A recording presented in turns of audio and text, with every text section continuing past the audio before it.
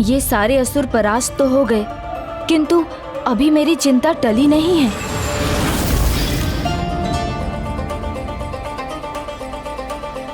भाभी माँ, मुझे तो वहाँ शीघ्र पहुँचना ही है, किंतु मैं यहाँ आपकी सुरक्षा की व्यवस्था किए बिना नहीं जाना चाहता। प्रभु की कृपा से मैं सुरक्षित हूँ और मैं सुरक्षित रहूंगी।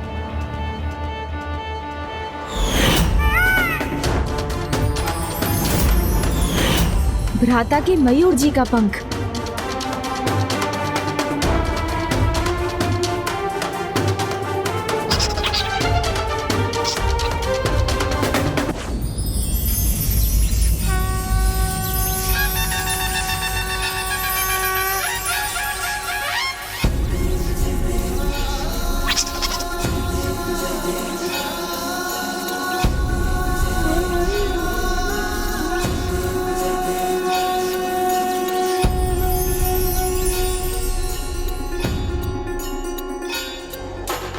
इस मयूर पंख से खिंची इस सुरक्षा रेखा के भीतर ही रहिएगा।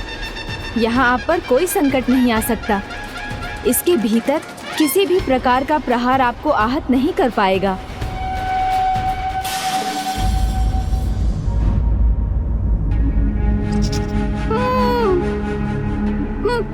क्या हुआ भाभी माँ?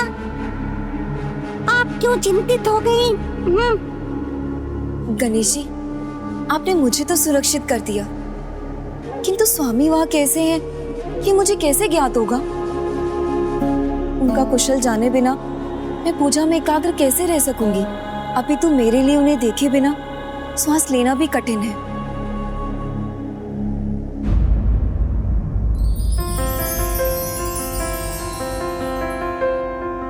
ये लीजिए, ये मयूर पंख भ्राता ने आपके लिए ही छोड़ा था।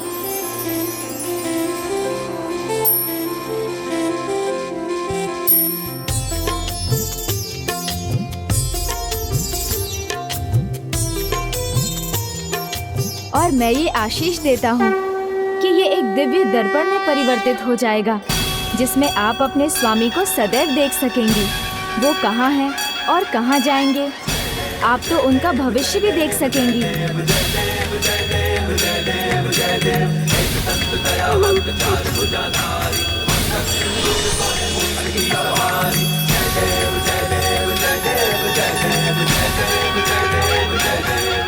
अब मुझे आज्ञा दीजिए भाभी माँ।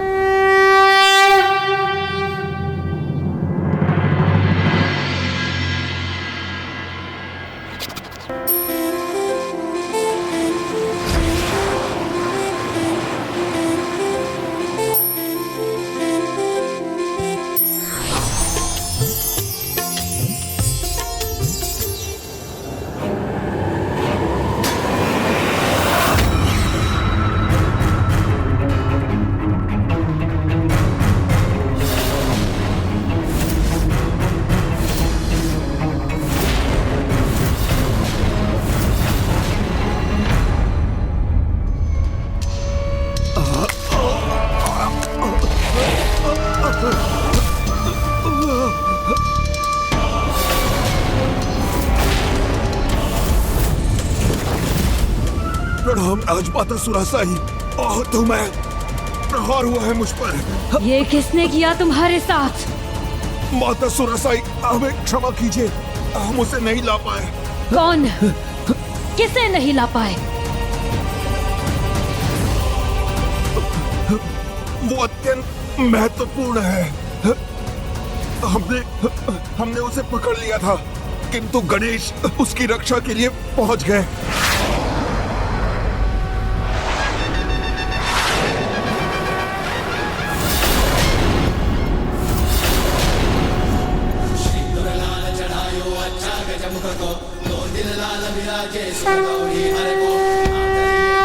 क्या हुआ भ्राता, आप अभी तक नीचे क्यों नहीं उतरे? युद्ध भूमि में प्रवेश क्यों नहीं किया? तुम्हारे आए बिना हम कुछ भी कैसे कर सकते हैं प्रथम पूज्य गणेश? किंतु तुम्हें इतना विलंब कहाँ हो गया? देवसेना भ्राता, मेरा मतलब था आपकी देवसेना की सुरक्षा, ये सुनिश्चित कर रहा था। गणेश, देवसेना तो कब से यहाँ तत्पर है युद्ध के लिए, अपितु हम सब तो तुम्हारी ही प्रतीक्षा कर रहे हैं। विघ्नहर्ता गणेश जी की जय। विघ्नहर्ता गणेश जी की जय। हे प्रथम पूज्य गणेश, मेरा प्रणाम स्वीकार कीजिए और हमें सफलता का आशीष देने की कृपा कीजिए। भ्राता, मेरी शुभकामनाएं तो सदा आपके साथ हैं। किसकी बात कर रहे हो तुम? शीघ्र बताओ, कितने लोग हैं? कहां से आक्रमण कर रहे हैं? वो कार्तिकेय की सेना उसे अकेला छोड़ महेंद्रपुरी की ओर निकल पड़ी है। अति विशाल सेना है और वो उत्साह से भी भरी हुई है। राजमाता, आपके शत्रु कार्तिकेय का आगमन हो रहा है। स्वामी कार्तिकेय आ नहीं रहे हैं, वो तो अत्यंत निकट है।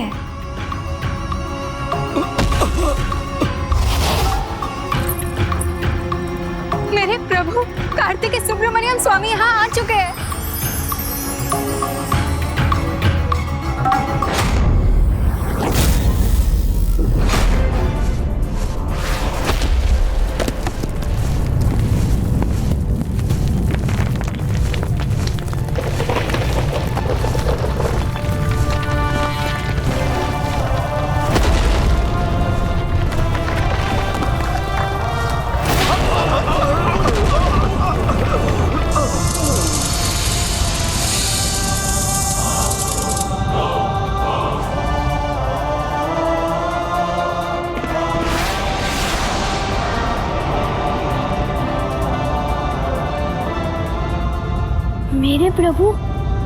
मेरे प्रभु यहाँ आ गए।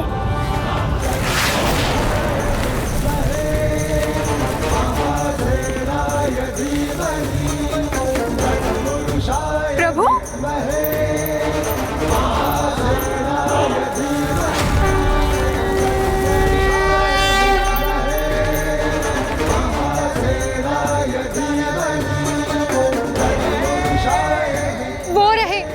वो रहे मेरे प्रभु कार्तिकेय सुब्रमण्यम स्वामी।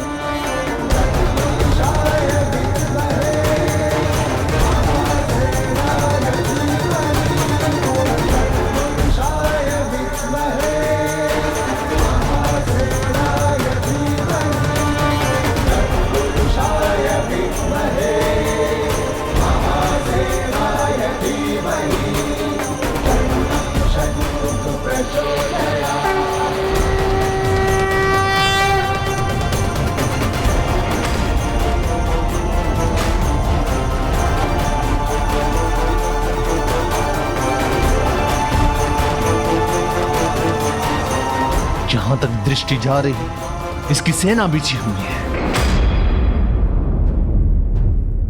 माँ, इसकी सेना चारों ओर से हम पर आक्रमण करने के लिए तैयार है।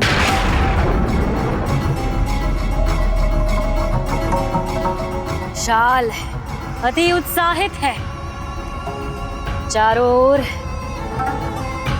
उचित है। मैं भी तो देखूं कैसा है ये कार्तिकेय और उसकी विशाल सेना।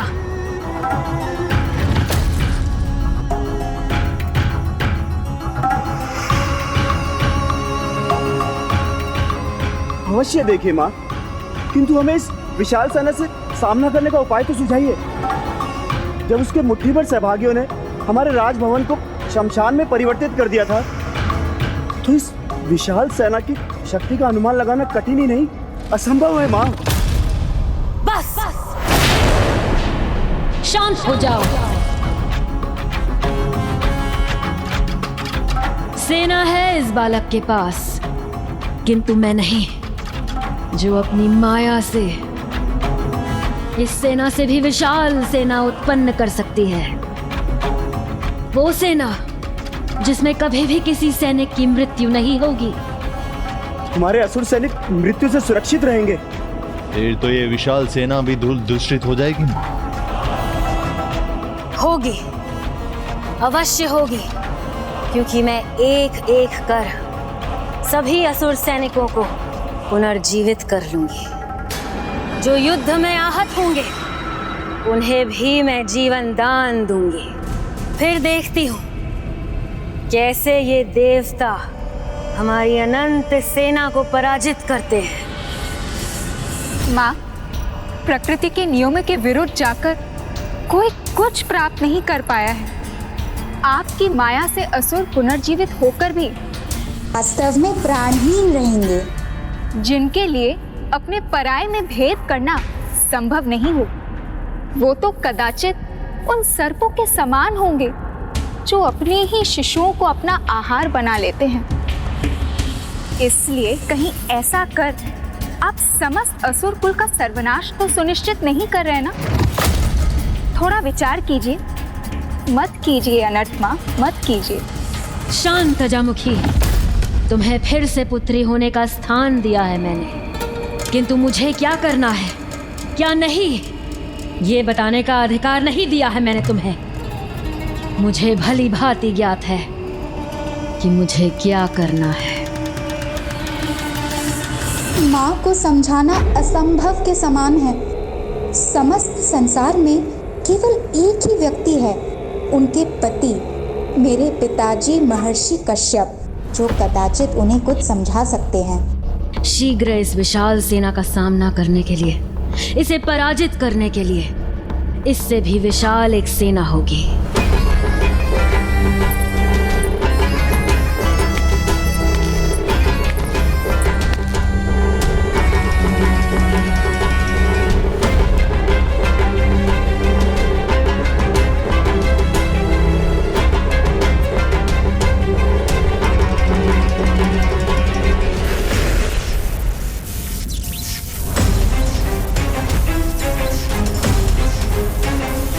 रुको सुरासई, रुको सुरासई, रुको सुरासई, रुको सुरासई, रुको सुरासई।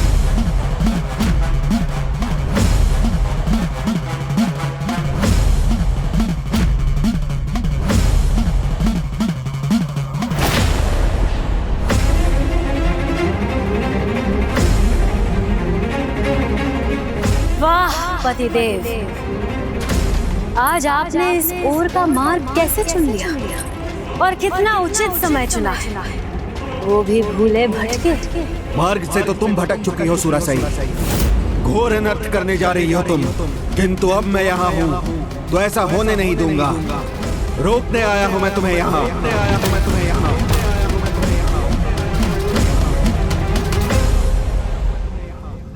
प्रकृति के नियमों के विरुद्ध चलने का अर्थ है स्वयं के विरुद्ध चलना, क्योंकि प्रकृति कुछ नहीं भूलती। मृतक को माया से पुनर्जीवित करना पाप नहीं, महापाप है, और मैं तुम्हें अपने विरुद्ध स्वयं तुम्हें ये पाप नहीं करने दूंगा। बस, बस।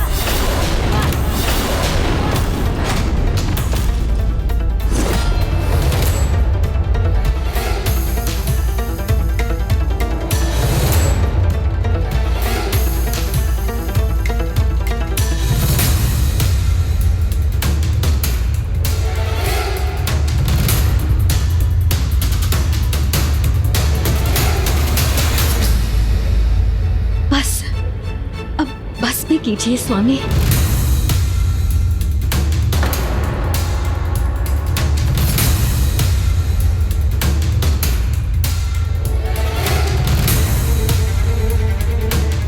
यहाँ आए हैं तो अपना क्रोध त्याग दीजिए। सुनूंगी, मैं आपकी प्रत्येक बात सुनूंगी, आपकी आज्ञा का पालन करूंगी, क्योंकि पहले आपकी आज्ञा का पालन ना करने की बहुत बड़ी भूल की थी मैंने, किंतु अब वो भूल कदापि नहीं करूंगी। स्वामी, अपनी भूल से ही व्यक्ति सीख प्राप्त करता है। इतने वर्षों आपकी सेवा से वंचित रही, किंतु आज आपकी सेवा का अवसर प्राप्त करना चाहती हूँ। आपसे विनती है, मुझे मेरी भूल सुधारने का एक अवसर दीजिए।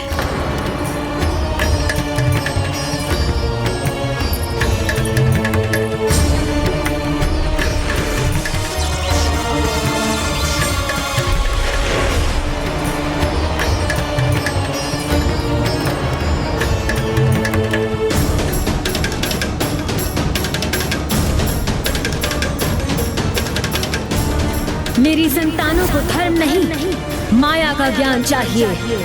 मायाहीन ही सफल बनाएगी। अनेक ब्रह्मांडों पर विजय दिलवाएगी।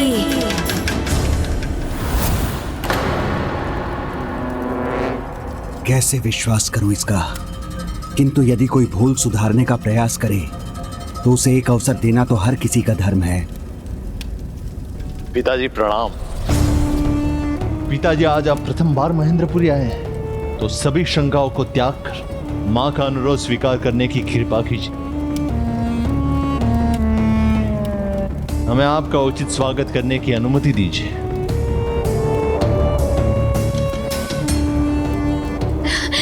आइए आइए स्वामी, पधारिए।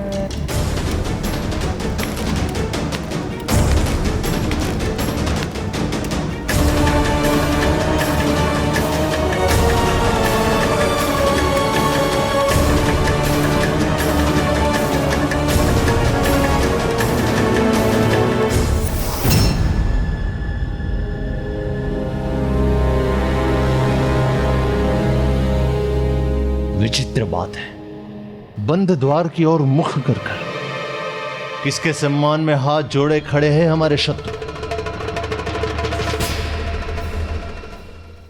उनके सम्मान में असुर सम्राट जो परम ब्रह्म हैं, उनके सम्मान में जो बंद द्वार के इस पार से भी उन्हें दिखाई दे रहे हैं, जिन्हें सामने आने पर भी आप उन्हें देखने में विफल हो जाएंगे।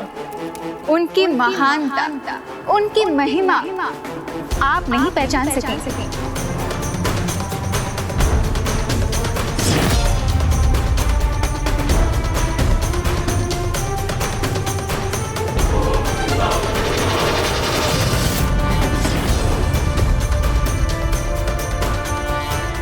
अब जब सुब्रमण्यम स्वामी के दिव्य दर्शन प्राप्त हो ही गए हैं, तो क्या आपके मन में भी वही विचार उठ रहा है विश्वकर्मा जी जो मेरे मन में है?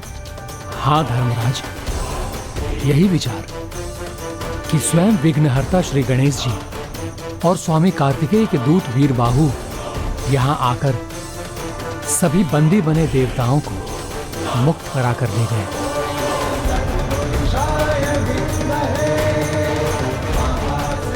हाँ देवशिल्पी विश्वकर्मा जी, पुत्री पद्म कोमल और विभूति की सुरक्षा के लिए हम स्वेच्छा से बंदी बने हैं, किंतु अब समय आ गया है चिंता मुक्त होकर इन असुरों से मुक्त होने का। प्रभु के आगमन ने हमारा मनोबल बढ़ा दिया है। प्रभु कृपा से हमारी पुत्रियों की रक्षा स्वतः हो जाएगी। इसीलिए हमें स्वामी कार्तिकेय का साथ देने के लिए यहाँ से जाना होगा। आप उचित कह रहे हैं विश्वकर्मा जी, क्योंकि अब तो धर्मराज होने का दायित्व भी निभाना होगा मुझे, क्योंकि यहाँ अधर्मियों के विनाश के समय उनकी आत्माओं को लेने यमदूतों को नियुक्त करना होगा। बहुत उच्चारण कर लिया इन दुष्ट असुरों के नामों का। अब हम परम ब्रह्म के नाम का जाप करेंगे। जय विघ्नहर्ता गणेश, जय सुब्रमण्यम कार्तिकेय स्वामी, जय विघ्नहर्ता गणेश, जय सुब्रमण्यम कार्तिकेय स्वामी।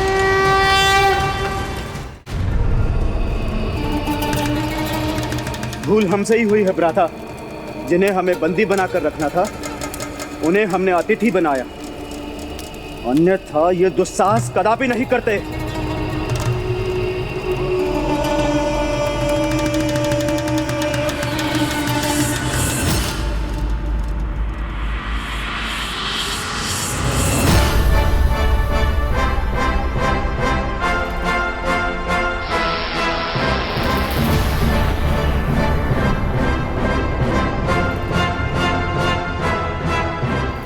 देवसेना, इन असुरों को लगता है कि वो भीरू होते जो धर्म पथ पर चलते, उनमें युद्ध करने का साहस नहीं होता। इसीलिए हमें देखकर ये अधर्मी आज अत्यंत आश्चर्यचकित लगे, किंतु फिर हमें ये धर्म युद्ध के पूर्ण नियमों का पालन करते हुए लड़ना होगा। आज सूर्यास्त से नहीं, अभी तो कल प्रातः सूर्योदय के साथ ये युद्ध आरंभ होगा। देव सेनापति सुब्रमण्यम कार्तिकेय स्वामी की जय। देव सेनापति सुब्रमण्यम कार्तिकेय स्वामी की जय। प्रभु, अधर्मी असुर नियमों का पालन नहीं करते, वो सूर्योदय की प्रतीक्षा कहाँ करने वाले हैं? प्रणाम सुब्रमण्यम कार्तिकेय स्वामी। प्रणाम विघ्नहर्ता गणेश जी। प्रणाम।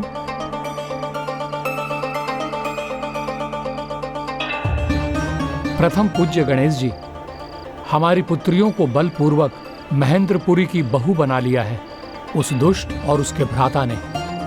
पुत्रियां सुरक्षित रहें, इसलिए अपनी इच्छा के विरुद्ध हम भी वहां रहने के लिए विवश थे। हे देव सेनापति स्वामी कार्तिकेय, अब जब आप यहाँ हैं तो हमें विश्वास है जो भी होगा उचित ही होगा। इसीलिए अब परिणामों की चिंता किए बिना हम धर्म का साथ देने के लिए आपके सामने प्रस्तुत हैं प्रभु, और युद्ध के अंत तक अडिग रहकर आपके साथ ही रहेंगे। मुझे विश्वास है प्रभु, इस धर्म युद्ध में पाप की पराजय अवश्य होगी और पुण्य अवश्य विजयी होगा। इसमें समय लगेगा प्रभु, इसलिए मुझे देवसेना के विश्राम एवं अधर्मी असुरों द्वारा रात्रिकाल में आक्रमण से सुरक्षा हेतु एक नवीन भव्य दुर्ग का निर्माण करने की अनुमति दे। विवश होकर मुझे उन असुरों के लिए एक राजभवन का निर्माण करना पड़ा। यह उसका प्रायश्चित ही होगा प्रभु। प्रभु सुब्रमण्यम स्वामी कार्तिकेय की जय। प्रभु सुब्रमण्यम स्वामी कार्तिकेय की जय। प्रभु सुब्रमण्यम स्वामी कार्तिकेय की जय। कीट समान देवता जो मेरे सामने हाथ जोड़ के खड़े थे, अब उसके आगमन से इतने उत्साहित हो गए, कदाचित मुझे ही वहां जाकर इन सब का वध करना चाहिए। फिर ना ये रहेगे ना ये इनका उत्साह, ना ही मुझे उस बालक कार्तिकेय की जय जयकार सुनना सहन करना पड़ेगा। ज्येष्ठ के आक्रमण का अर्थ है युद्ध का आरंभ। क्या कोई उपाय नहीं है उसे रोकने का?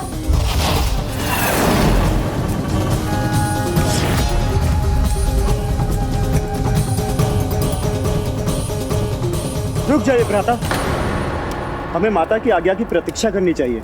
हमें सदा के समान माता के मार्गदर्शन पर ही चलना चाहिए, उनके सुझाव को मानने में ही हमारी भलाई है। माँ की वास्तविकता पहचानते तो इनका ये भ्रम भंग होता और ये इस आत्मघाती युद्ध से बच जाते।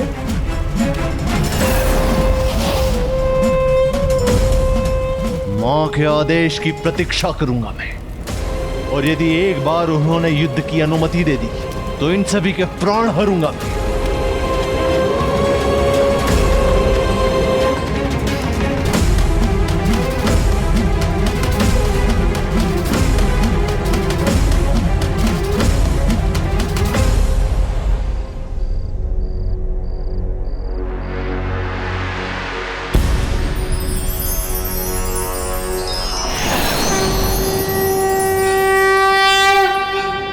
हे विघ्नहर्ता श्री गणेश, हमारे सभी विघ्नों को हरने की कृपा करें। प्रथम पूज्य गणेश जी की जय। प्रथम पूज्य गणेश जी की जय।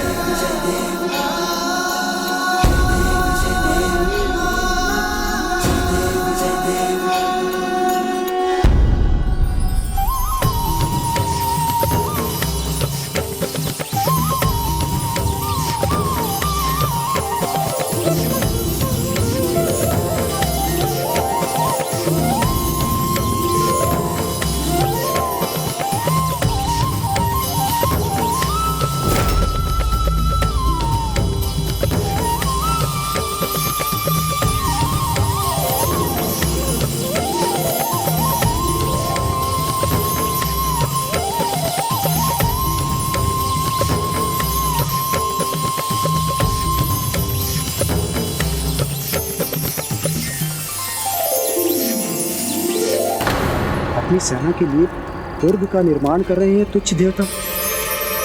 इसकी सूचना शीघ्र माता तक पहुंचनी चाहिए।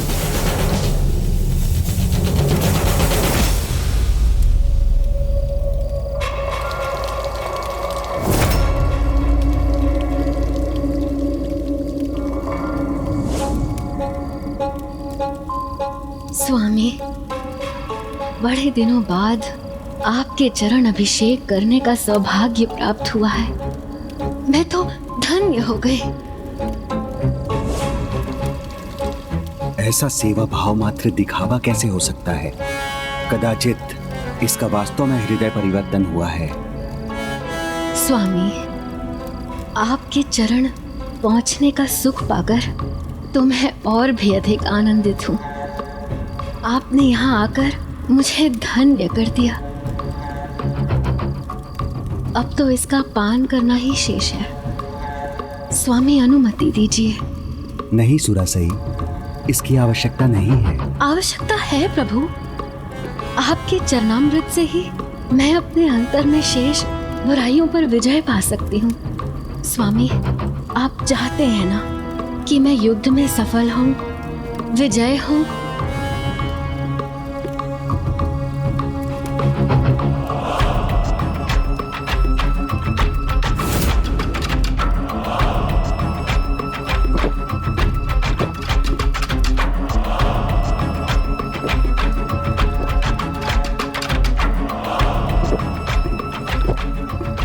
इतना सेवा भाव, ऐसा परिवर्तन, आश्चर्य।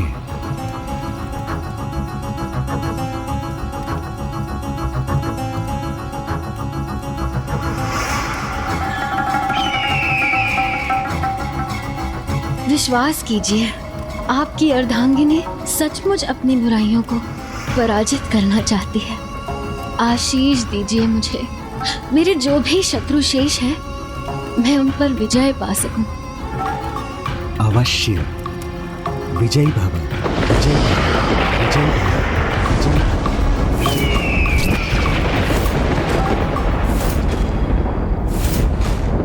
पिताजी ने ये कैसा आशीर्वाद दे दिया माँ को। विजयी भव, विजयी भव, विजयी भव, विजयी भव, विजयी भव, विजयी भव।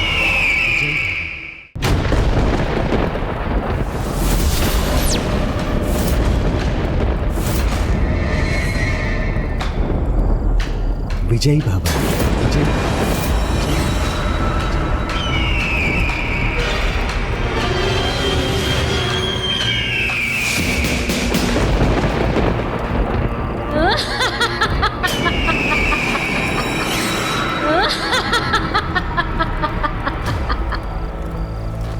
कितने भोले हैं आप स्वामी। कैसे आपको ये संसार महान ऋषि मानता है। मेरे छल में आकर पुनः आपने मुझे इच्छित वरदान दे दिया।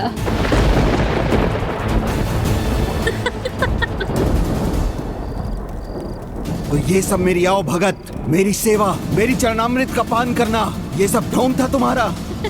ढोंग नहीं पतिदेव, ये तो माया की माया है। देखिए, ये जल अभी भी यही है।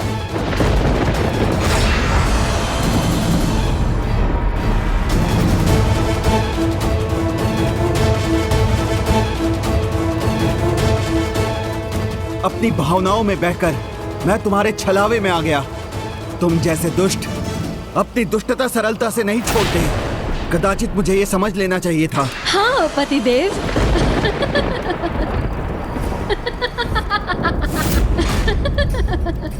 आपको अवश्य समझ लेना चाहिए था पतिदेव। जिसने आज तक आपकी नहीं सुनी, वो अब क्या सुनेगी। सुरासई जो चाहती है वो पाकर रहती है। जैसे आज आपसे आशीर्वाद पा लिया, बस अब और स्वांग मुझसे नहीं होता। मेरे किसी भी कार्य में हस्तक्षेप मत करना, ये चेतावनी है मेरी। अन्यथा मृतक असुरों को पुनर्जीवित करना सबसे बड़ी भूल होगी तुम्हारी, क्योंकि ऐसा होते ही वो तुम्हारे ही विरुद्ध हो जाएंगे। और इतना ही नहीं, परम ब्रह्म स्वामी कार्तिकेय से युद्ध कर तुम अपने वंश का सर्वनाश निश्चित कर रही हो। मेरे वंश का नाश होता है तो हो जाने दो। मेरी महत्वाकांक्षा के समक्ष सब तुच्छ है। यही तो मेरी महत्वाकांक्षा रूपी यज्ञ की समिधा मात्र है।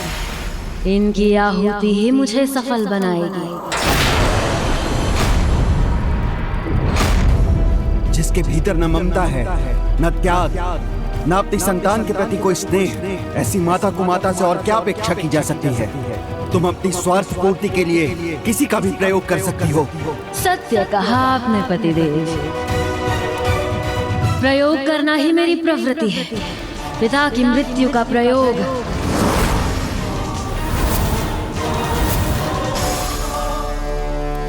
आपका भी तो प्रयोग किया, महान पुत्रों की प्राप्ति के लिए। भूल गए किस तरह सेवा का नाटक करके मैंने आपको प्रभावित किया, जिससे आप मुझसे विवाह कर सकें।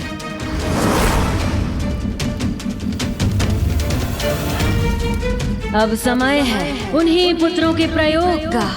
मुझे स्वयं के साम्राज्य का विस्तार करना है, और उसके लिए मैं किसी की भी आहुति दे सकती हूँ, चाहे वो मेरे पुत्र हो या पुत्र के पुत्र।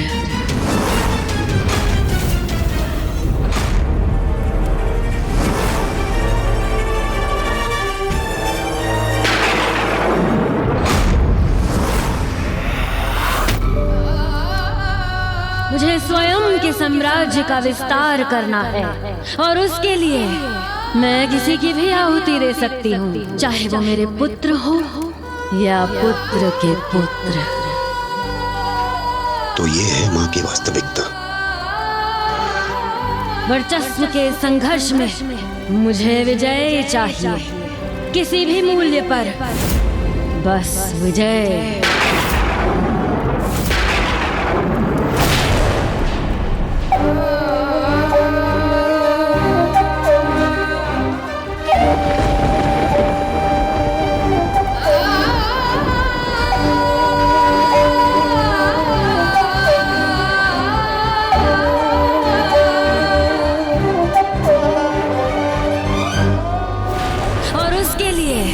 मैं किसी की भी आहुति दे सकती हूँ, चाहे वो मेरे पुत्र हो या पुत्र के पुत्र।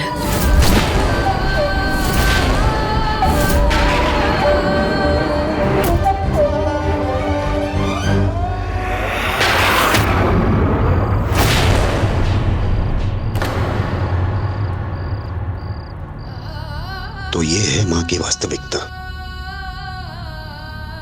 जिनके द्वारा गजमुखन का अंत हुआ, जिनके समक्ष आज तक कोई असुर टिक न सका, उन्हीं स्वामी कार्तिकेय पर विजय प्राप्त करने का स्वप्न देख रही हो तुम? हाँ, देख रही हूँ।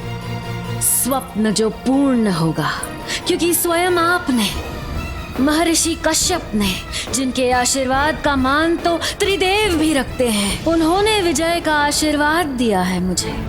तो मेरी विजय तो निश्चित है। मेरे इस महान विजय की साक्षी बनना चाहते हैं तो यही रहिए।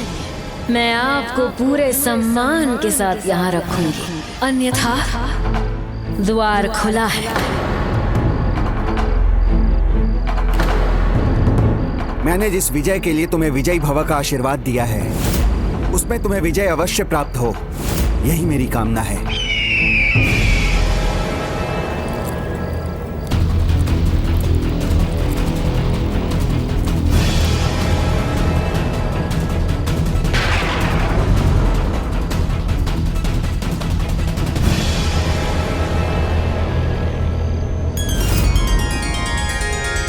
अद्भुत। देवशिल्पी विश्वकर्मा जी, आपने अपार भक्ति और श्रद्धा से इस दुर्ग का निर्माण किया। वो भविष्य में सुब्रमण्यम स्वामी कार्तिकेय की विजय का प्रतीक बनेगा। धन्यवाद प्रथम पूज्य गणेश जी। किंतु अभी इसके निर्माण में अंतिम कार्य शेष है।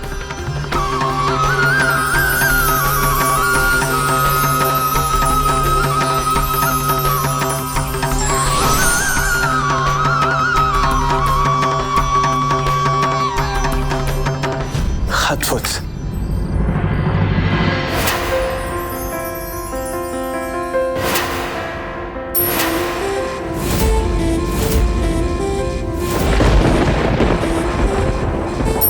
अद्भुत है उसकी निष्ठा, उसकी भक्ति, जिससे उसने मेरे लिए उस आश्रय का निर्माण किया था। प्रभु, आपकी विजय के लिए मेरे ये विजय व्रत का प्रथम दिन सफलतापूर्वक संपन्न हो गया। मेरा ये व्रत इसी प्रकार श्रद्धा और संयम के साथ चलता रहे जब तक आप युद्ध से विजयी होकर लौट कर नहीं आते। मैं तो तुम्हें धन्यवाद भी नहीं कह पाया, किंतु युद्ध के बाद मैं तुम्हें अवश्य उचित सम्मान देकर तुम्हारे प्रति अपना आभार प्रकट करूंगा। स्वामी, मैं आपकी अर्धांगिनी होने के योग्य हूँ या नहीं, ये तो मुझे ज्ञात नहीं,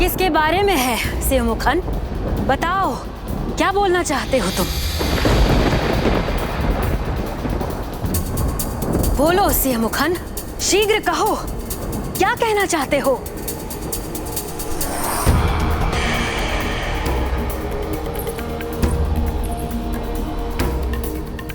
भ्राता, आप तो वीर पराक्रमी सिंहमुख है ना, तो जो सत्य है वो कह दीजिए।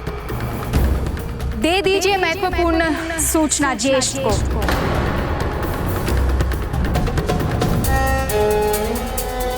सूचना ये है कि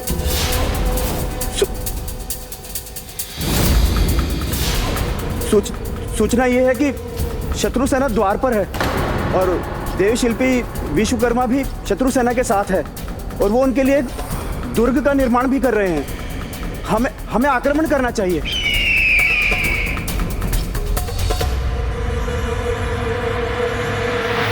बस कह लिया जो कहना था तुम्हें। और हाँ, ये भी कि मेरे श्वसुर यमराज भी उनके साथ है।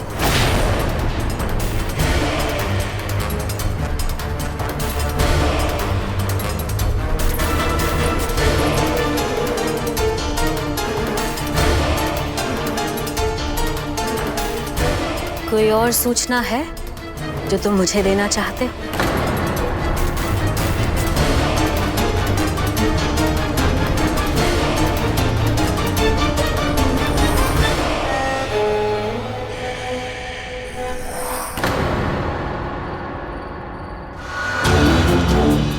विश्वासघात तो इन देवताओं का स्वभाव है। इनकी पुत्रियों को हमने अपनी पुत्र वधू बनाया, उन्हें सुख ऐश्वर्य प्रदान किया और वो देव शिल्पी विश्वकर्मा हमारे शत्रुओं की सुख शांति की व्यवस्था कर रहे हैं। और तुम्हारे पिता यमराज क्या कर रहे हैं? अपने यमदूतों को यहाँ भेजने की तैयारी कर हमारे साथ विश्वासघात करने वाले हैं, है ना?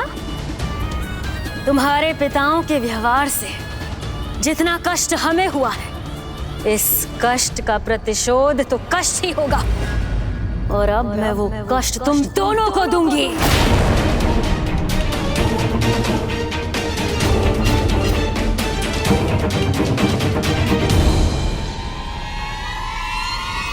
किंतु उससे पहले हमारे शत्रु कार्तिकेय को पराजित करने के लिए रणनीति बनानी है हमें, उसे नष्ट करना है।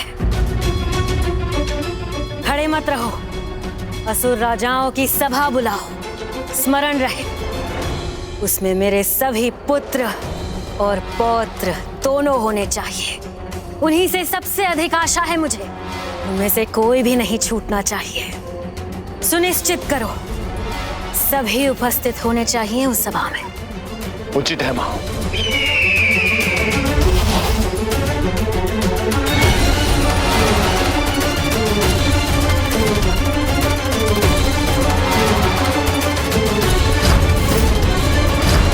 मैं अपने पुत्र सुदमुखम को पहले ही खो चुकी हूँ। हम किसी और को नहीं खोना चाहती, किंतु इनका वश है तो ये सभी का बलिदान दे देगी। किंतु इतना सरल सत्य भ्राता को कैसे दिखाई नहीं दे रहा?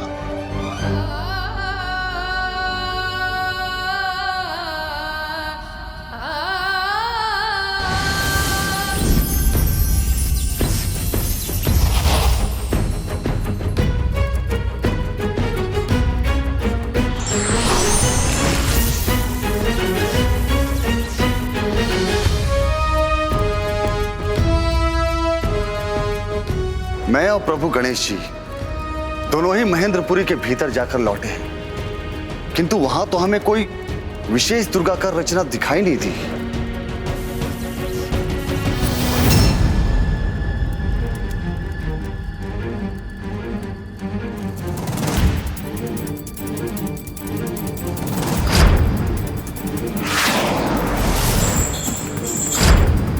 जो केवल माया को ही अपना अस्त्र और कवच दोनों मानते हैं, वो ऐसे किसी दुर्ग का निर्माण नहीं करते। किंतु उनका यही मिथ्या आत्मविश्वास ही उनका सबसे बड़ा शत्रु बनेगा। उचित कहा तुमने अनुज गणेश। उन्हें यह भी विश्वास अवश्य होगा कि वो अपनी माया का प्रयोग करके कभी भी और कहीं भी सफलता प्राप्त कर सकते हैं। इसीलिए वो अपनी नगरी के भीतर तो नहीं रहेंगे, अपितु वो बाहर निकलकर हम पर आक्रमण अवश्य करेंगे। इस समय भी वो अवश्य किसी योद्धा को यहाँ भेजने का ही विचार कर रहे होंगे।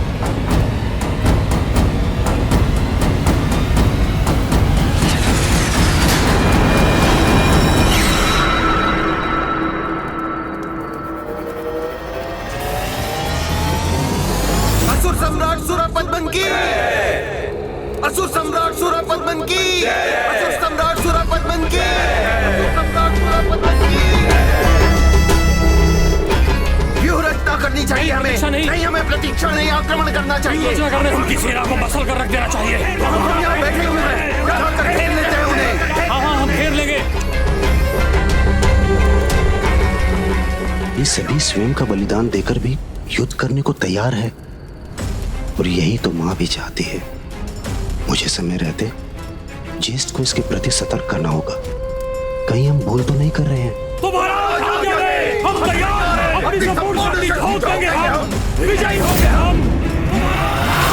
हम तैयार हैं। अहंकारी है सुरापद्मन, किंतु महेंद्रपुरी के राज सिंहासन पर स्थित होकर भी अपनी माता सुरासई के वश में है, और उसका अनुज सिंहमुख पराक्रमी और सिंह के समान शक्तिशाली भी है और युद्ध कौशल में पारंगत भी है।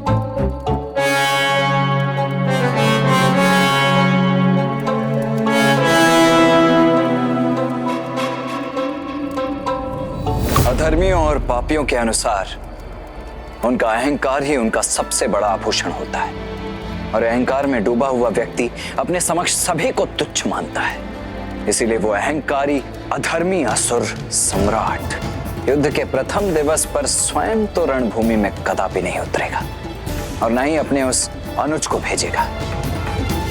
तो फिर ऐसा कौन है जिसे वो भेज सकता है?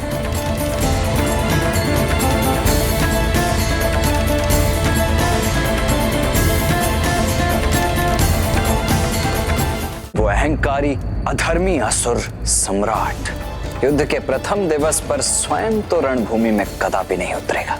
तो फिर ऐसा कौन है जिसे वो भेज सकता है? उन असुर भ्राताओं के अनेक पुत्र हैं, उनमें से कोई भी युद्ध के लिए आ सकता है प्रभु। गजमुखन का पुत्र अग्निमुख भी हो सकता है, जो श्रेष्ठ योद्धा भी है और आपसे प्रतिशोध के लिए लालायत भी है, क्योंकि आपने उसके पिता का वध किया था। हे राजमाता सुरासई, यदि आप ये निर्णय ले रही हैं कि युद्ध करने का पहला अवसर किस असुर योद्धा को मिलना चाहिए, तो वो मैं ही हूँ, अग्निमुख। अग्निमुख। प्रतिशोध की भावना सदैव अनुचित निर्णय ही करवाती है, इसलिए यदि उनमें तनिक भी समझ होगी तो वो उसे तो कदापि नहीं भेजेंगे। आप मुझे सुरापद्मन के अन्य पुत्रों के विषय में बताइए। उनके चारों पुत्रों को धर्म संस्कार सिखाने का बहुत प्रयास किया मेरी पुत्री ने, किंतु उन पर असुरों का प्रभाव सशक्त था। इसलिए माया सुरासई ने जो उन्हें सिखाया उन्होंने वही सीखा। उसमें से एक है असुरेंद्र। राजमाता,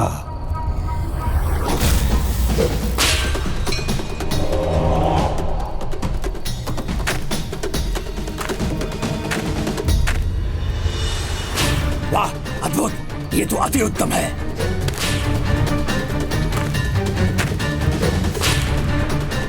प्रतिशोध तो मुझे भी लेना है, अपने चाचा गजमुखन का।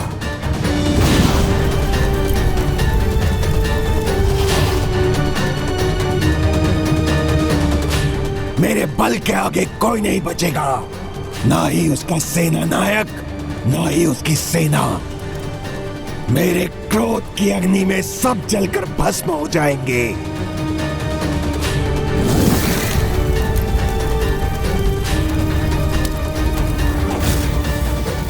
ये तो अत्यंत विनाशकारी है। इसका उचित प्रयोग तो अस्त्र रूप में, सेना नायक के रूप में नहीं। स्वामी कार्तिकेय, मेरी पुत्री से सिंहमुखन को भी एक पुत्र प्राप्त हुआ है, जिसका अंतर उसके बाहर से भी अधिक अंधकारी है, जो ऊपर से सौम्य है किंतु भीतर से बहुत ही क्रूर है। केवल अपनी रणनीति से ही अनेकों युद्ध जीत चुका है वो। असुर सम्राट, आज के युद्ध के लिए आपके अनुज महायोद्धा सिंहमुखन का पुत्र आदिमुखम अर्थात मुझे ही जाना चाहिए। नहीं, तुम मेरे एकमात्र पुत्र हो, तुम्हें मैं नहीं खोना चाहता। और ये केवल इसलिए नहीं कि मैं युद्ध कौशल में पारंगत हूँ। मेरे जाने का एक और भी कारण है। राजमाता सुरासई के 3 पुत्रों में से एक चाचा गजमुखन ने युद्ध में अपने प्राणों का बलिदान दिया। शत्रु ने छल से उनका वध किया। फिर आपके पुत्र और मेरे भ्राता सुदमुखम को यह अवसर प्राप्त हुआ, किंतु दुर्भाग्यवश कार्तिकेय दूत वीर बाहु ने उसका अंत कर दिया।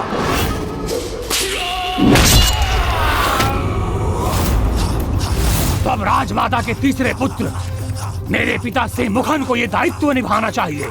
इसलिए इनकी ओर से मैं जाने का इच्छुक हूँ। और विश्वास रखिए, मारूंगा या मार कर मरूंगा, मेरे लिए बीच का कोई मार्ग नहीं है।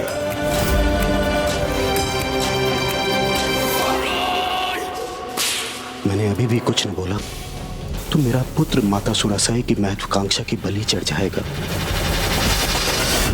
नहीं, आदिमुखम को भी नहीं भेजेंगे वो, क्योंकि वो अनेकों युद्ध में अवश्य विजयी हुआ होगा, किंतु देवताओं के विरुद्ध एक भी युद्ध में नहीं।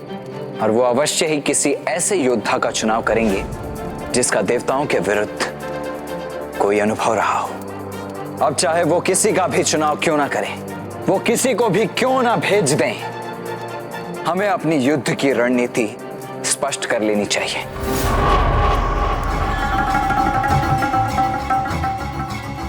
तो कदाचित मुझे इस भरी सभा में ही मां की वास्तविकता उजागर करनी होगी। माता, माता वो बताओ कहाँ है वो?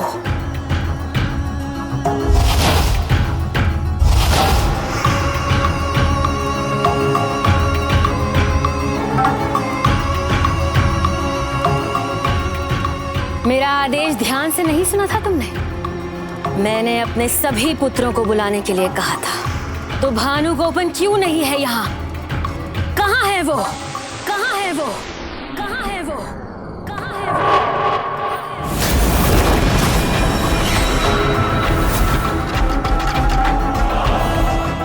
माता, 11 दिन की शिव आराधना में व्यस्त है वो।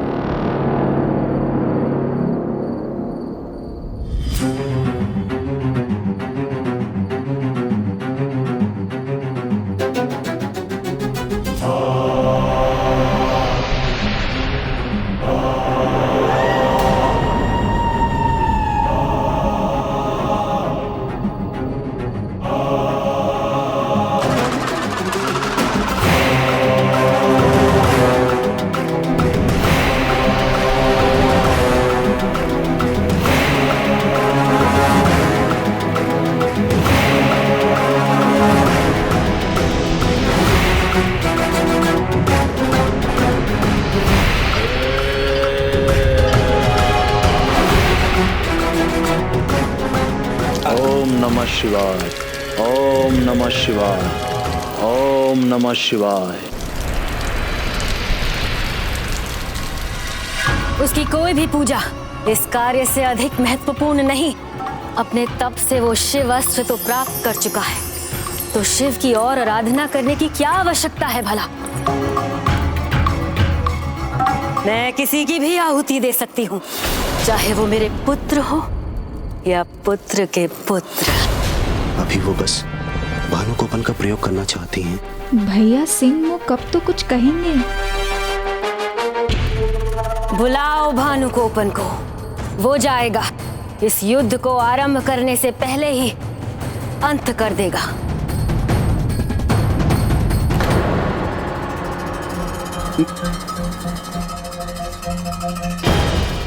स्वार्थ की छाया है भैया सिंह मुख पर भी, इसलिए वो कुछ नहीं कह रहे हैं, क्योंकि स्वयं उनके पुत्र का जीवन दांव पर नहीं लगा है।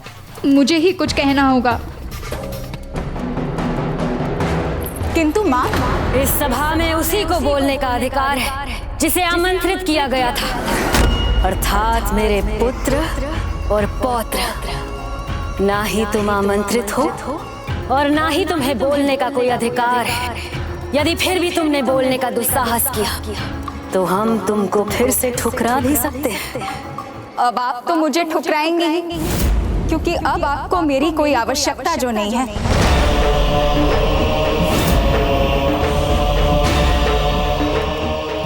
आपकी महत्वाकांक्षा के यज्ञ में मात्र समिधा है हम। यही तो मेरी महत्वाकांक्षा रूपी यज्ञ की समिधा मात्र है। इनकी आहुति ही मुझे सफल बनाएगी। आपकी स्वार्थ पूर्ति के मात्र वो साधन जिनका आप कभी भी बलिदान दे सकती है।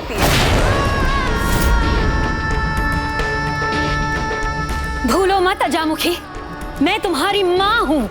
माँ तो है, पर आपके भीतर माँ की ममता नहीं है। माँ तो वो होती है जो अपने संतान के सुख के लिए स्वयं को न्यौछावर कर देती है, ना कि अपनी ही संतान को हवन कुंड में आहुति बनाकर डाल देती है। बस।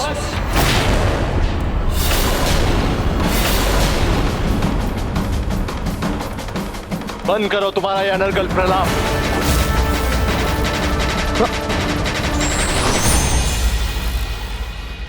माँ के विरुद्ध एक शब्द और बोला तो मुझसे बुरा और कोई नहीं होगा। ज्ञात नहीं, मातृ भक्ति का ऐसा कौन सा पाठ सिखाया है इन्होंने? उनका उद्देश्य ज्ञात होते हुए भी वास्तविकता देख पाने में असमर्थ हो रहे हैं आप भैया। मुझे मारना चाहते हैं तो मार दीजिए भैया, किंतु जिनके लिए आप मेरा अंत करना चाहते हैं उन्हें आपके अंत पर भी कोई दुख नहीं होगा। इनका अपना उद्देश्य, इनकी विजय, इनका वर्चस्व ही इन्हें इतना प्रिय है कि इन्होंने स्वयं अपनी पुत्री का विवाह तक नहीं होने दिया। रुको, बस बहुत हुआ। नहीं, आज मुझे सत्य बताने से कोई नहीं रोक सकता।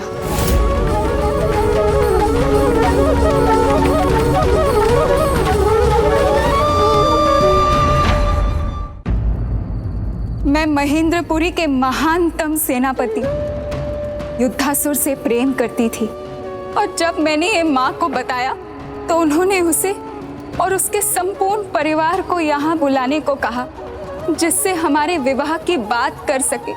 और मुझे भी उन पर उतना ही विश्वास था जितना आप सबको है, किंतु उन्होंने मेरे साथ विश्वासघात किया, जिसकी मैं कल्पना भी नहीं कर सकती। आइए।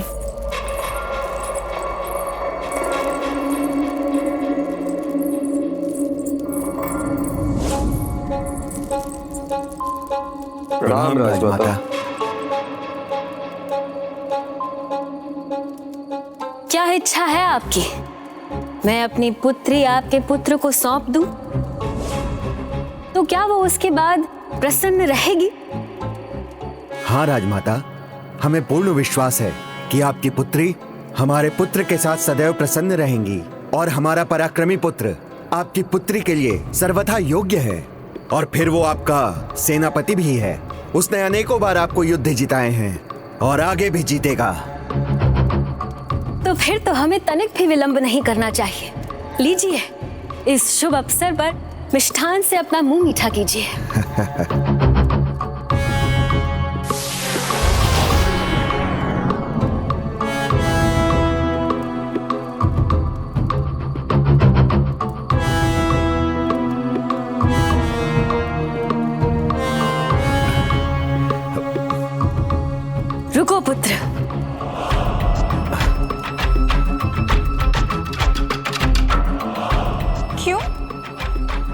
तुम अपने हाथों से स्वयं अपने भावी पति को मिष्ठान खिलाओ।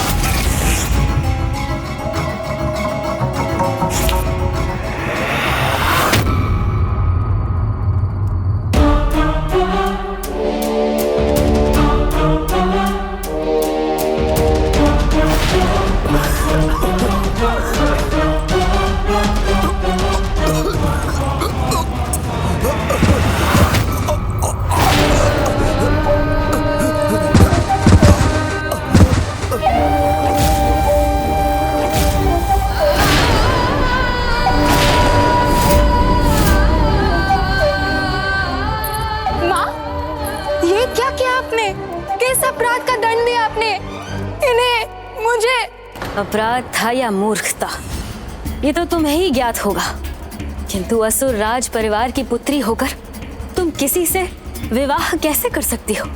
किसी को अपना संबंधी बनाकर हमारे अधिकार और ऐश्वर्य को कैसे बांट सकती हो?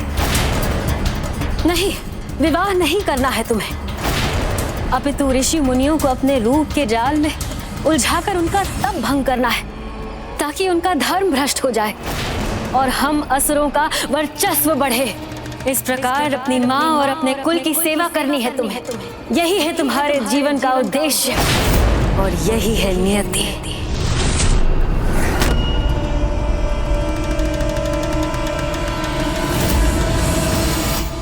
अपनी पुत्री के हाथों उसके होने वाले वर की हत्या करवा दी उन्होंने, फिर मुझे अपने स्वार्थ के लिए भोग की एक वस्तु बना दिया, जिससे मैं ऋषियों मुनियों को पथ भ्रष्ट करती रहूं और इनका साम्राज्य स्थापित रहे।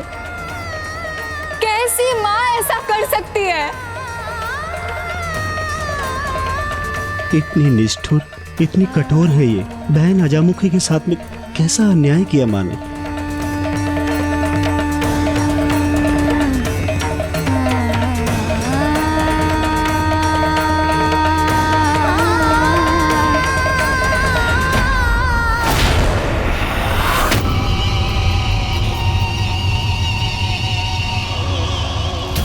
कल तुम्हारा होने वाला पति तुमसे दूर चला गया था, आज एक माँ से उसकी बेटी दूर जा रही है। समय आ गया है सुरासई, तुम्हारे यज्ञ ऐसा कर सकती है।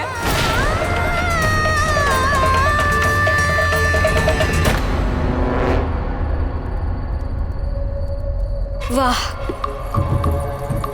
ये है मेरा दुर्भाग्य कि जिन पुत्रों को मैंने जन्म दिया, जिनका साम्राज्य स्थापित किया, जिन्हें सिंहासन दिलाया, आज वो ही अपनी माँ को दोषी मान रहे हैं, अपनी माँ पर संदेह कर रहे हैं।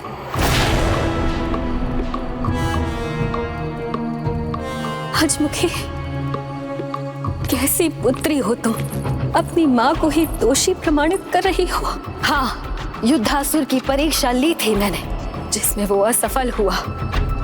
जो अपने परिवार को संकट से नहीं बचा सका, वो भला मेरी पुत्री का ध्यान कैसे रखता? तो सभी बताओ, क्या बुरा किया अपनी पुत्री का विवाह रोक कर?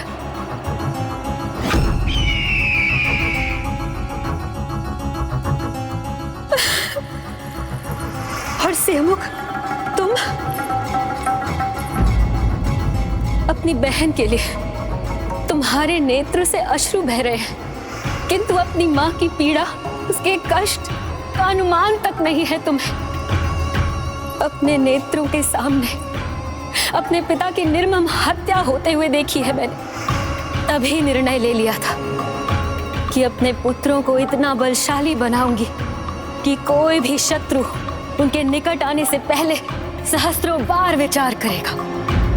राजभवन का सुख त्यागा, कठोर परिश्रम कर गुरु शुक्राचार्य से माया की शिक्षा प्राप्त की, किसी राजा की पत्नी न बनकर एक वृद्ध ऋषि को अपना पति बनाया। किसके लिए? तुम सबके लिए, ताकि उसके तपोबल से तुम जैसी संतानें प्राप्त हो जो अत्यंत बलशाली हो, जिन्हें किसी के भी सामने झुकने पर कभी विवश न होना पड़े।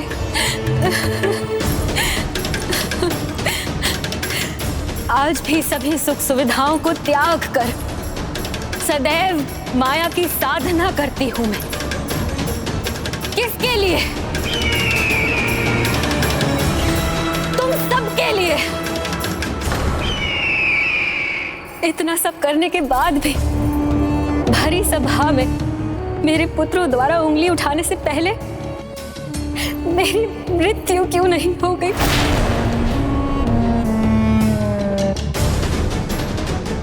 किंतु अब मैं यही आत्मघात करूंगी।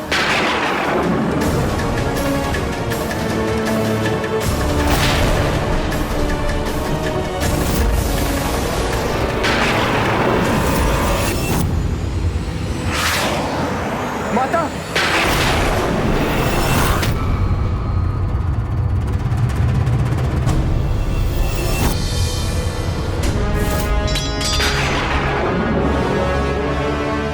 नहीं मां, मृत्यु आपकी नहीं, इस अजामुखी की होनी चाहिए, जिसने आपके लिए हमारे मन में संदेह उत्पन्न किया।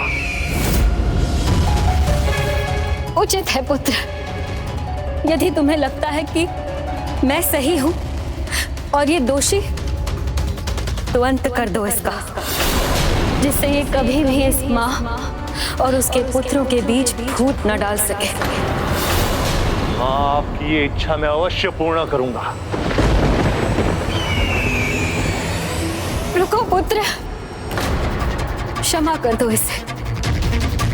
है तो ये मेरी ही पुत्री ना, वैसे भी इसका अंत करके क्या मिलेगा हमें? सर्वप्रथम हमें अंत तो अपने शत्रु का करना है, जिसकी ये भक्त है।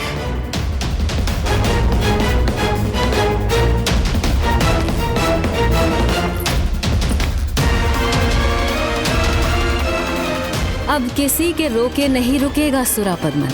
अब तुम्हारे बचाव का कोई मार्ग नहीं, तुम्हारा अंत अवश्य होगा।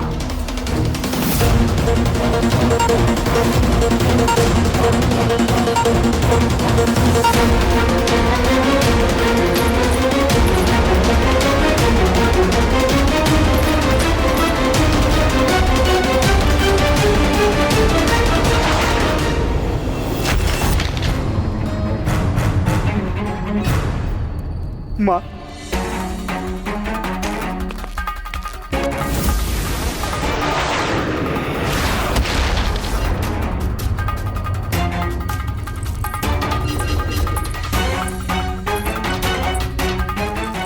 ज्येष्ठ से दूर रहकर ही अपना बचाव कर सकूंगी मैं।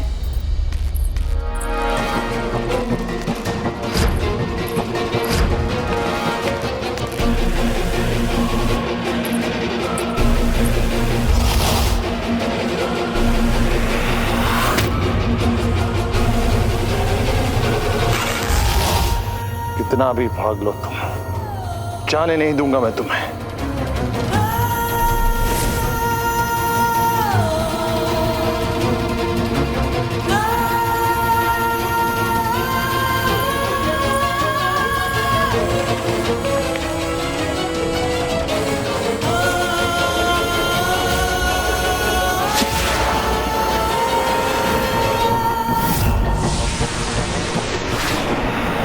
मेरा पुत्र होकर भी अपने हृदय को कठोर नहीं बना पाया, इसीलिए लक्ष्य से चूक गया।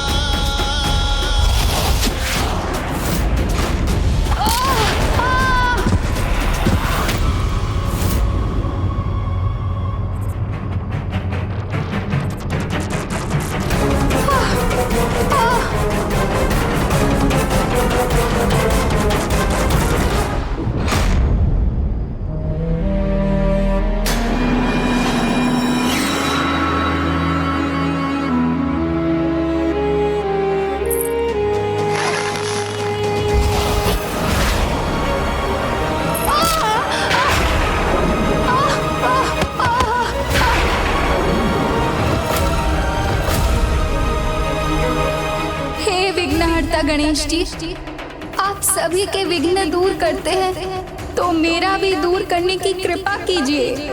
मृत्यु का भय नहीं, किंतु अपने प्राण त्यागने से पहले बस एक बार मुझे अपने प्रभु के दर्शन करने दीजिए। हे विघ्नहर्ता गणेश जी, मुझे अपने प्रभु के दर्शन करने दीजिए। अजामुखी,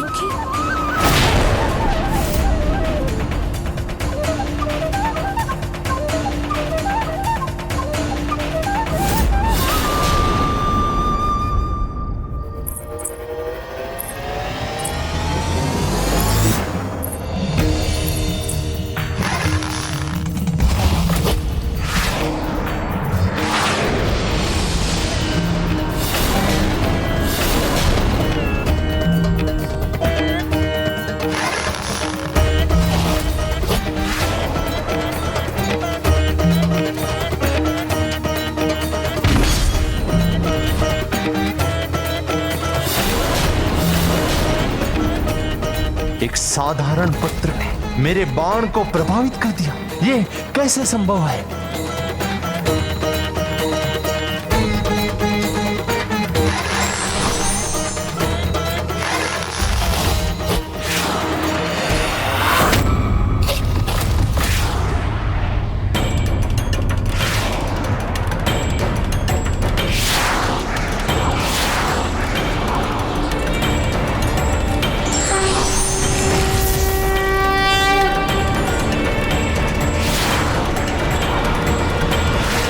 प्रणाम विघ्नहर्ता गणेश जी। कल्याण हो।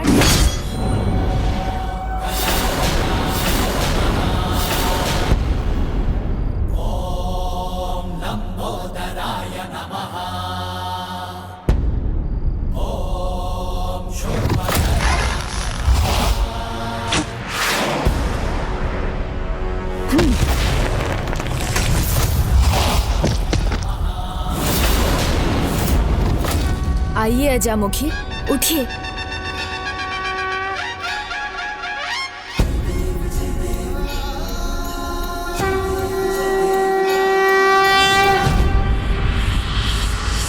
और बाण विफल हुए तो क्या, मेरा ये मायावी बाण अवश्य सफल होगा।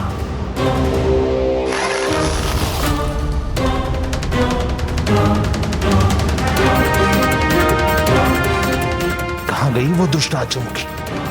सुरक्षित शत्रु शिविर में पहुंच ही गई।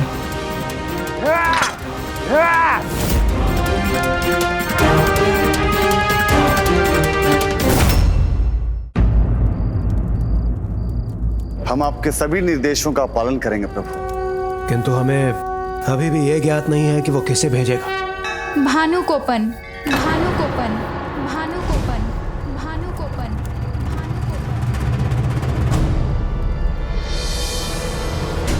भानुकोपन? प्रणाम प्रभु।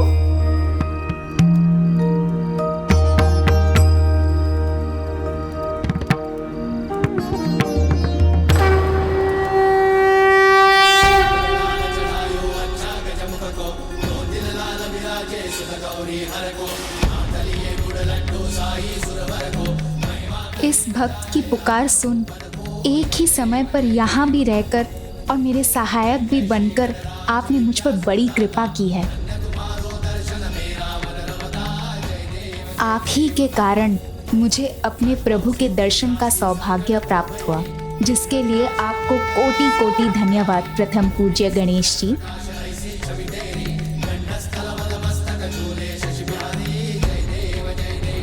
प्रभु, जन्म से तो मैं असुर सम्राट सुरापद्मन की बहन हूँ, किंतु उससे भी अधिक मैं आपकी परम भक्त हुआ अजामुखी। एक ऐसी भक्त जिसने अपनों की ताड़ना सहकर भी भक्ति का मार्ग नहीं छोड़ा। इतना ही नहीं, तुमने तो मेरे भक्त जयंत का भी भली भांति ध्यान रखा। आइए अजामुखी, भीतर आइए।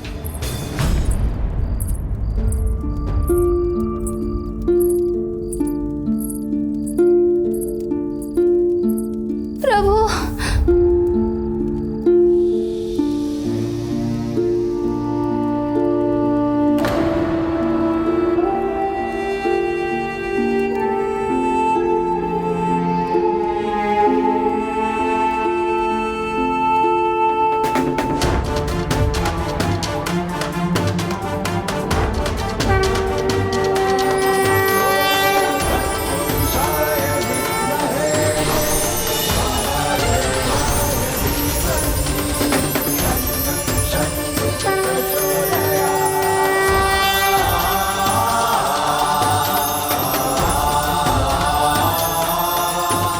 प्रभु, अपनी इस भक्त पर आपकी कृपा के लिए आपको अनेकों धन्यवाद। मैं धन्य हो गई प्रभु। देवी, मेरी एक जिज्ञासा शांत कीजिए। आपने कहा था वो असुर आज युद्ध के लिए भानुकोपन को भेजने जा रहे हैं। कौन है वो? मेरे ज्येष्ठ असुर सम्राट सुरापद्मन का सबसे बड़ा पुत्र। किंतु वो तो महादेव प्रभु की तपस्या कर रहा है।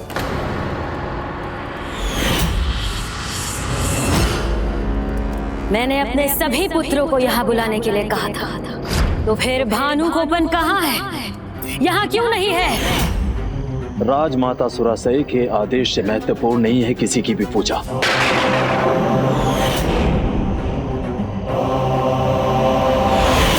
वो पूजा छोड़कर माँ की आज्ञा पालन का चुनाव करेगा। किंतु भानुकोपन ही क्यों? वो उसे ही क्यों भेजेंगे? क्योंकि जयंत का हरण कर उसी ने अपने शक्ति और सामर्थ्य को प्रमाणित किया था।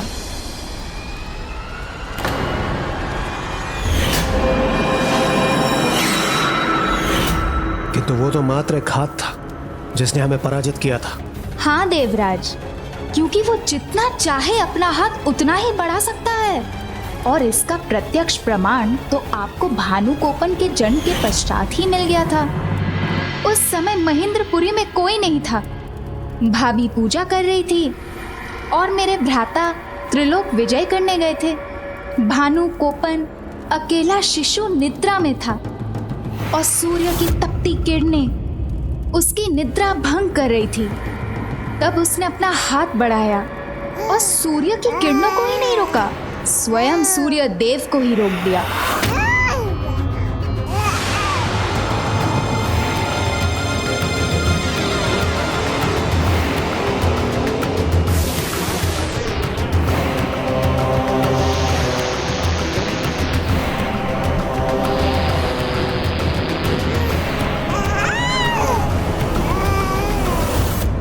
तब उससे सूर्यदेव की रक्षा करने के लिए देवराज इंद्र के साथ स्वयं ब्रह्मदेव को आना पड़ा। मुझे स्मरण है, वो एक बहुत ही हठी बालक था।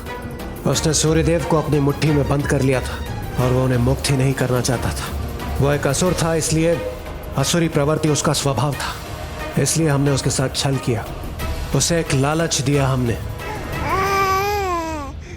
तुम मेरा वायु चक्र ले लो बालक, किंतु सूर्यदेव को मुक्त कर दो।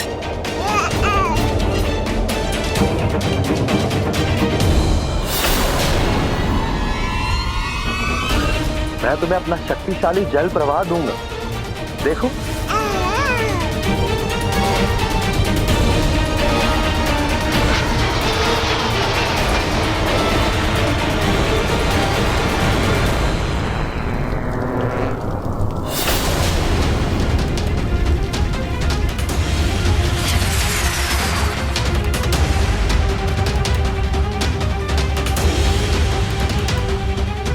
हे बालक, आप मेरा अग्निअस्त्र ले लो, देखो।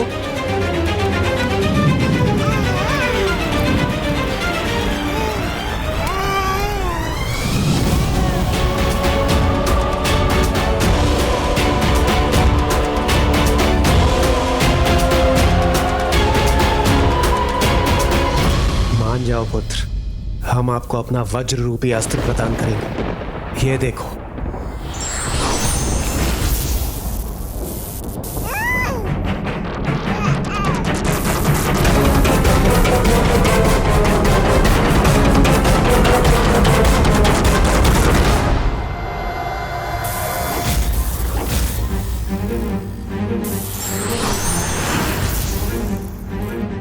हे बालक, मैं ब्रह्मा तुम्हें अपना ब्रह्मास्त्र देता हूं।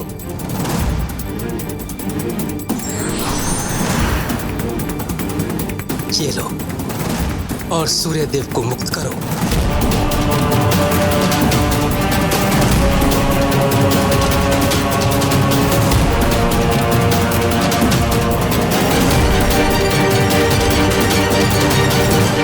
ब्रह्मदेव कदाचित वो ये चाहता है कि आप पहले उसे ब्रह्मास्त्र प्रदान करें, फिर वो सूर्यदेव को मुक्त करेगा।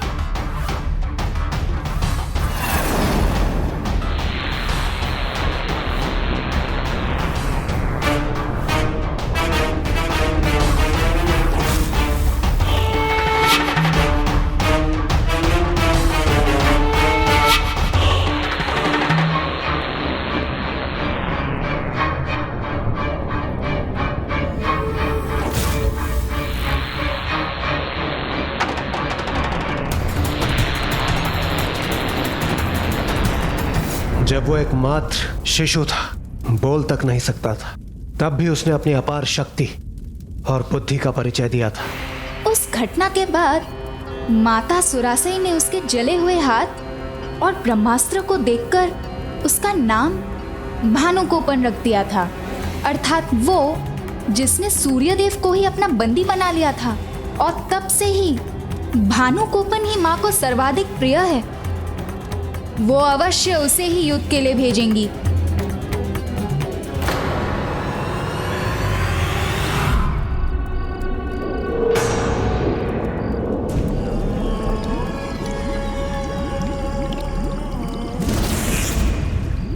तो आप यहां पे हैं मां, और शत्रु हमारे द्वार पर। युद्ध के इस समय महेंद्रपुरी के बाहर आप इस जलाशय के पास क्या कर रही हैं?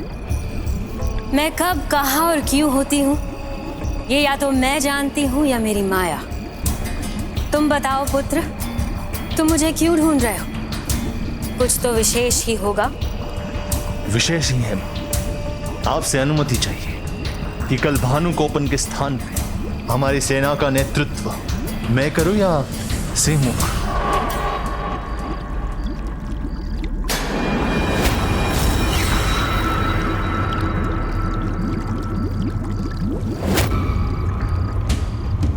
हमारे होते हुए हम किसी कनिष्क को क्यों भेजें? और मां, इससे युद्ध का अंत भी शीघ्र होगा। आपका ये बलशाली पुत्र एक ही प्रहर में उस कार्तिकेय को और उसकी सेना का अंत कर देगा। अंत होगा, अवश्य होगा, किंतु तुम्हारे और भानुकोपन के जाए बिना। पर कैसे मां? सुरापद्मन, बड़े दुख की बात है कि तुम ना अपनी माँ को समझ पाए और ना ही उसकी माया को। अजामुखी ने अब तक देवताओं को बता दिया होगा कि मैं सर्वप्रथम भानुकोपन को भेजने वाली हूँ, और उन्होंने उसका सामना करने की तैयारी भी कर ली होगी। अतः अब मुझे अपनी योजना बदलनी होगी। किंतु अब और प्रश्न नहीं, मैं जो कह रही हूँ उसका पालन करो। इस जलाशय में प्रवेश करो।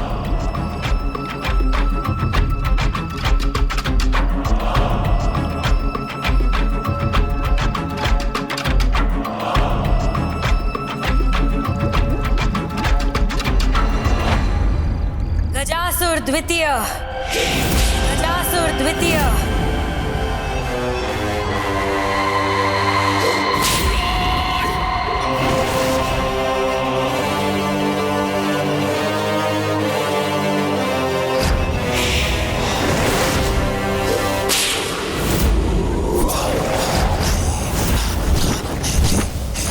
ताप नहीं, श्राप हूं मैं, सबका विनाश हूं मैं।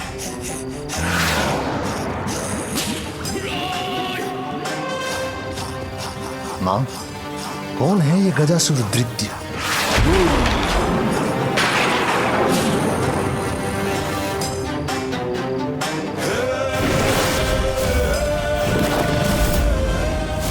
महान असुर गजासुर का पुत्र, जिसके भीतर धरती का रक्त सोख लेने की शक्ति है।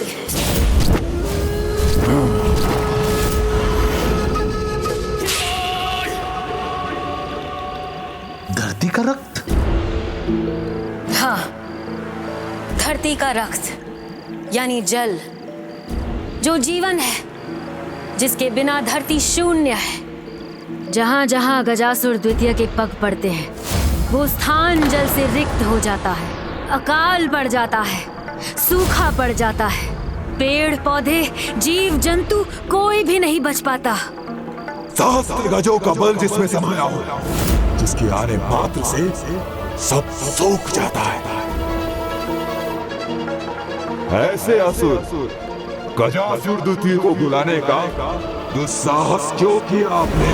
क्या आप अकाल का आनंद लेना चाहते हैं? आनंद तो लेना है मुझे, युद्ध में विजय का आनंद।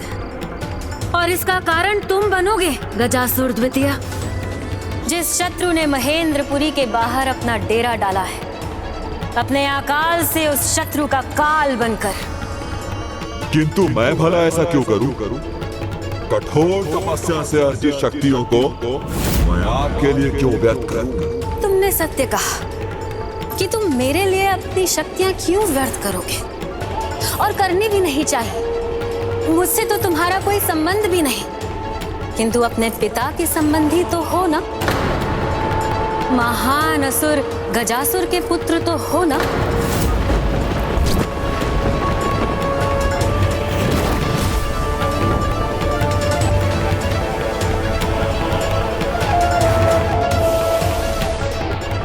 ये जलाशय तो सूखने लगा है। इस गजासुर द्वितीय को शीघ्र मनाना होगा, अन्यथा मेरा दाव हम पर ही उल्टा पड़ जाएगा।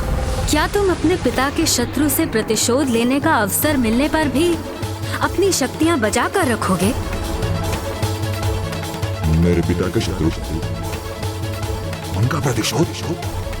क्या क्या क्या क्या आपका अर्थ ये है कि जिन्होंने तुम्हारे पिता का अनर्थ किया, ये बालक कार्तिकेय, देव सेनापति कार्तिकेय, शिव और पार्वती का पुत्र है। वही शिव जो तुम्हारे पिता के अंत का कारण बने थे।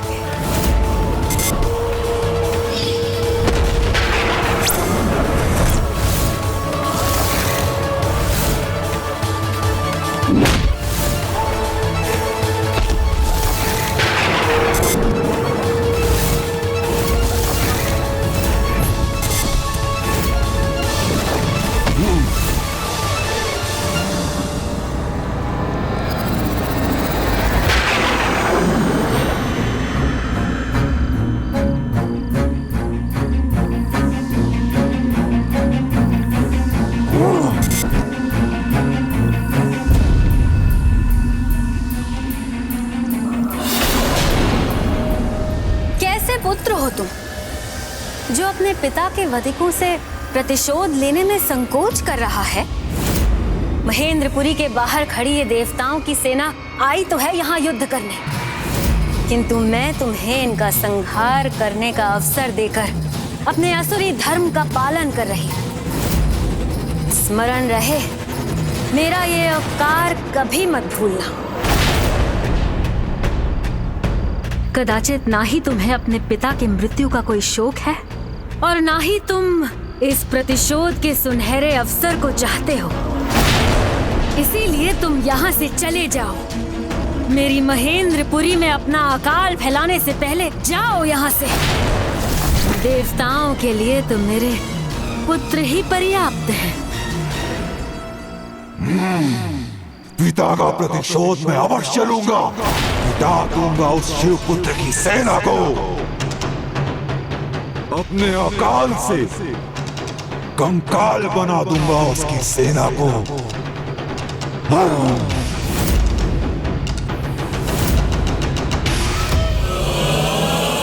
रुको।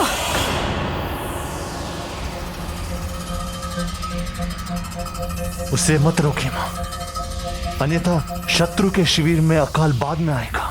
पहले हम ही उससे त्रस्त हो जाएंगे।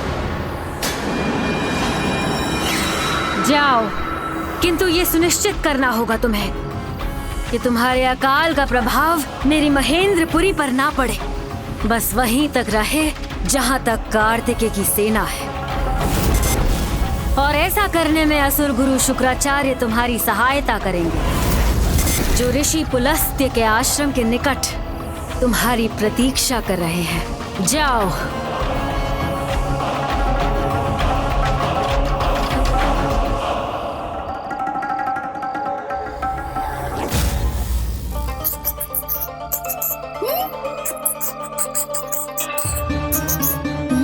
प्रभु, किस विचार में डूबे हैं आप? लीजिए, भोजन लाया हूँ। क्या हुआ प्रभु? आप चिंतित हैं? मुझे आभास हो रहा है कि कोई बड़ा कपट जाल रच रही है मायासुरासई। ऐसा जाल जो युद्ध के आरंभ होने के पहले ही उसे विजयी कर दे। कोई बड़ा छल, बड़ा षड्यंत्र कर रही है वो।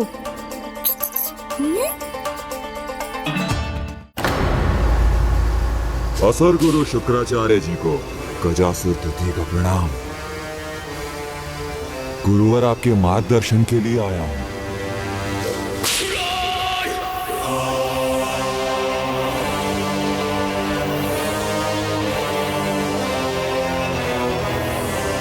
आओ निकट आओ गजासुर दैत्य, चिंता मत करो, तुम्हारी शक्ति मुझे कोई हानि नहीं पहुंचा सकती, और जो शक्ति मैं तुम्हें दूंगा उससे कोई तुम्हें कभी हानि नहीं पहुंचा सकेगा।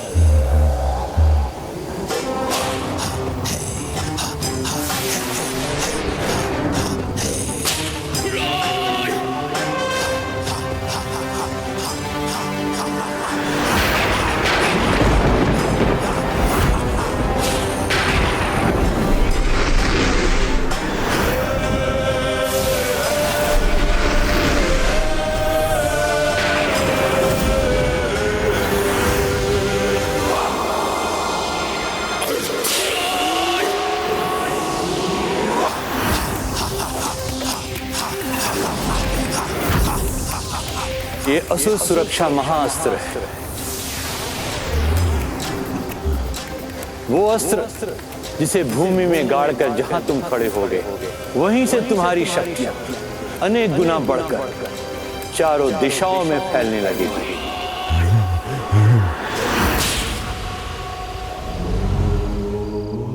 ओम नमः शिवाय, ओम नमः शिवाय। मेरे ऋषि पुलस्त के आश्रम के निकट ये कैसी घटना घट रही है?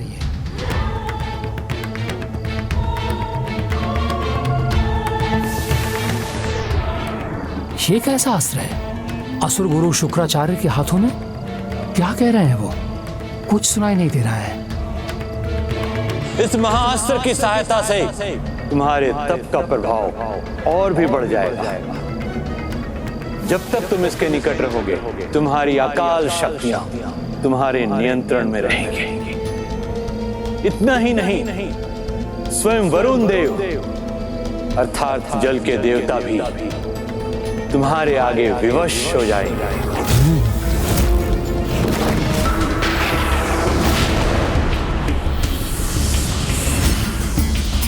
विजयी भव।